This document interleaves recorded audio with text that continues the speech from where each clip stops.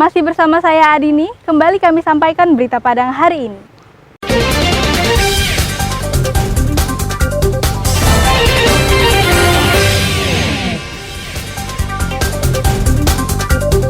Di Pariaman, mama setubuhi keponakan sendiri. Antisipasi balap liar, polisi jaring remaja yang nongkrong di Jalan Khatib Sulaiman Padang.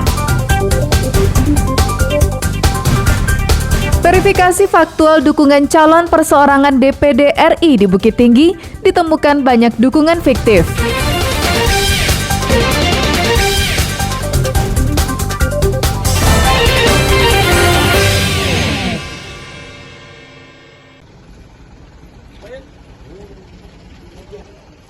Mungkin ini salah satu jawaban kenapa solar sering langka di Sumatera Barat.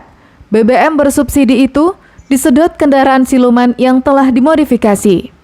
Ini terungkap Rabu dini hari ketika Kapolda Sumbar Irjen Suharyono inspeksi mendadak di SPBU di Tanjung Lolo, Kabupaten Sijunjung.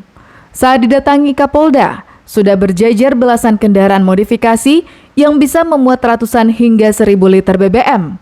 Pemilik kendaraan dan petugas SPBU langsung kabur saat mengetahui kedatangan orang nomor 1 di jajaran kepolisian Sumatera Barat itu. Minibus ini, di dalamnya bukan tempat duduk penumpang, tetapi tangki yang bisa menampung ratusan liter solar. Begitu juga truk ini, di atas baknya tersedia tangki yang diduga sengaja dirancang untuk menampung BBM subsidi sebanyak-banyaknya. Menurut Kapolda, ini diduga kerjasama antara pemilik kendaraan dengan pengelola SPBU. Kapolda selanjutnya memerintahkan jajarannya untuk melakukan hal serupa di daerah masing-masing. Kapolda berjanji akan mengusut tuntas temuannya ini dan akan memberikan sanksi yang tegas kepada semua pihak yang terlibat, termasuk pemilik SPBU. Pada malam hari ini dan sampai dengan dini hari ini melaksanakan sidak di beberapa SPBU. Dan pada dini hari ini kami menemukan ada 10 kendaraan yang berada di sini dengan tangki-tangki yang dimodifikasi. Setiap tangki rata-rata diisi 1.000 liter. 11 kendaraan dengan tangki modifikasi tersebut telah ditahan di Mapolres Sijunjung, terdiri dari 3 unit pickup, 6 unit minibus, sebuah truk diesel, dan sebuah truk jungkit. Eko Pangestu melaporkan dari Sijunjung.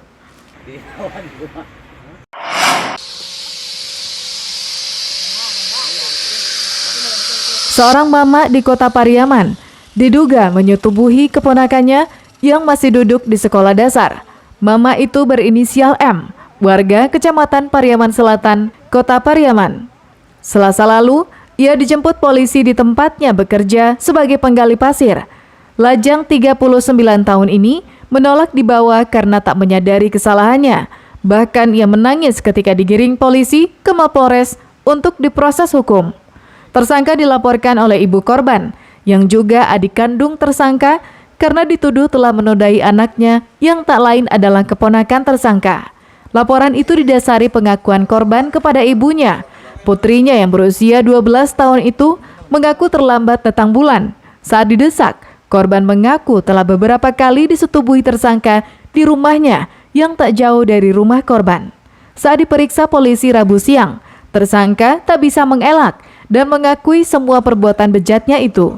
Sejak 3 bulan terakhir, sudah 6 kali keponakannya itu ditidurinya.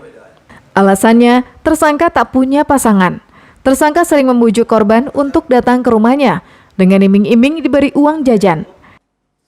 Keterangan dari tersangka karena masih belum, karena umur sudah lanjut, belum sampai saat sekarang ini belum punya istri.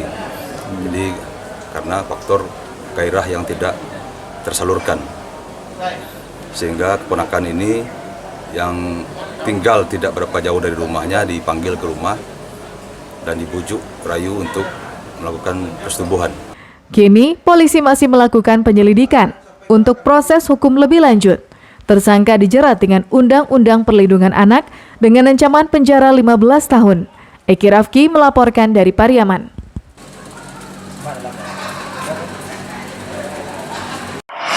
ini sudah jam 1. Untuk memberantas balap liar di Kota Padang, polisi setiap hari melakukan patroli. Target utamanya adalah Jalan Khatib Sulaiman yang menjadi tempat favorit bagi anak muda memacu kendaraannya. Saat patroli, polisi mendapati puluhan remaja yang tengah asik nongkrong di trotoar. Polisi kemudian membubarkan mereka. Namun sebelumnya para remaja ini diperiksa juga kendaraannya. Hasilnya banyak kendaraan yang tidak dilengkapi surat-surat. Selain itu banyak juga yang menggunakan knalpot bising dan tidak memakai helm. Remaja dan belasan sepeda motor dibawa ke Mapolresta Padang untuk penindakan lebih lanjut. Mereka diberikan pembinaan oleh petugas di halaman Mapolresta Padang. Sedangkan kendaraan yang disita akan dikenai sanksi tilang. Polresta Padang telah merespon dari pengaduan dari masyarakat bahwasanya di Khatib Sulaiman sering terjadi balap-balap liar di sana. Kemudian kami menurunkan tim di situ melakukan penelusuran. Kemudian kita jumpai sebanyak 13 unit kendaraan tanpa surat-surat, juga tanpa nomor kendaraan. Kemudian kita juga mereka itu nongkrong sambil minum minuman keras. Jadi kita himbau, kita suruh pulang. Razia cipta kondisi ini akan terus digelar Polresta Padang untuk memberikan rasa aman bagi masyarakat, khususnya pengendara di Jalan Khatib Sulaiman. Sebab kawasan ini sering menjadi tempat balap liar dan berkumpul hingga larut malam, bahkan membawa minuman keras. Alfi melaporkan dari Padang.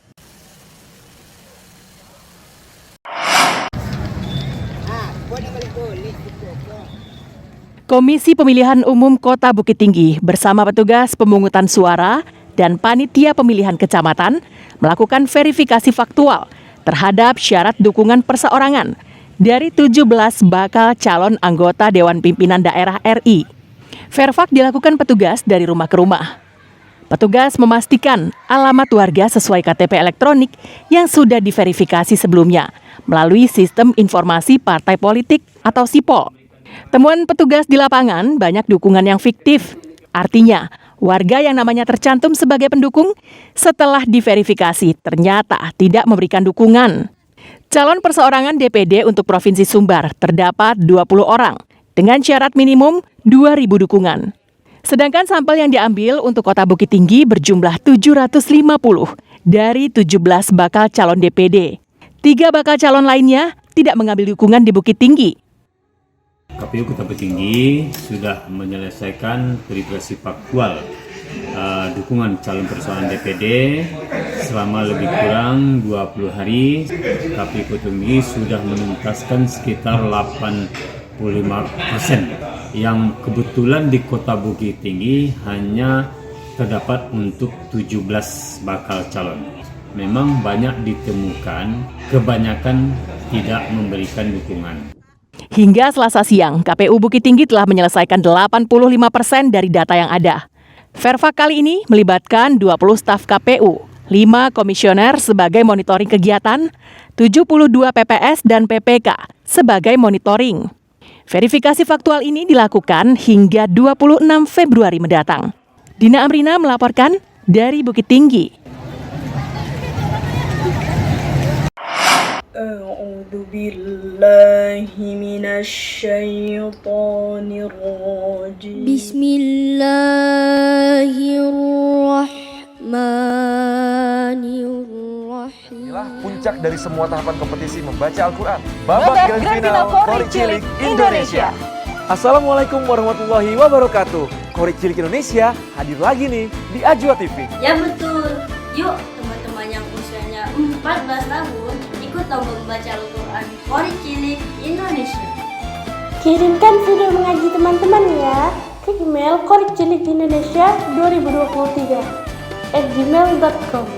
Kita tunggu video mengaji teman-teman sampai tanggal 28 Februari 2023 ya. Wassalamualaikum warahmatullahi wabarakatuh.